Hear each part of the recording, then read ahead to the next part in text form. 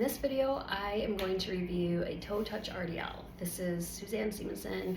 I am a physical therapist in New York and a registered yoga teacher. The RDL stands for Romanian deadlift, and there's different variations, and this one is a great one if you want to bias more work to one side.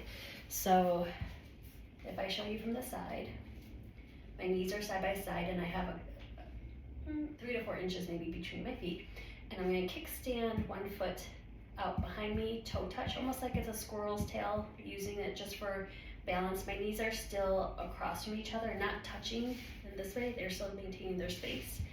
And then from here, I'm going to find my stacked alignment, take a little bend in my knee. I like to have my hands on my pelvis because it helps me to know where my pelvis is in space. So if you imagine there's a skewer right through the side of my hip, and I'm going to rotate my pelvis around my hip socket as I shift forward in space, and I'm keeping my weight nice and level on my foot. I feel, especially through the heel, and then come back upright. And I'm going to watch the video to see how my form is. Not too bad.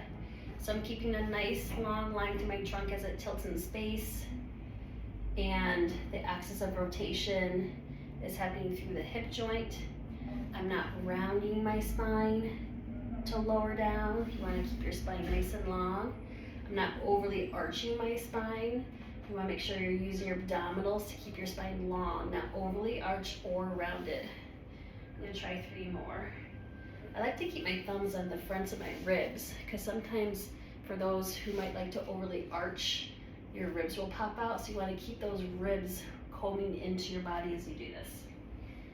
This can eventually be progressed to maybe let me touch the block. Ooh, I'm already getting fatigued in the back of my left hip, which definitely needs it.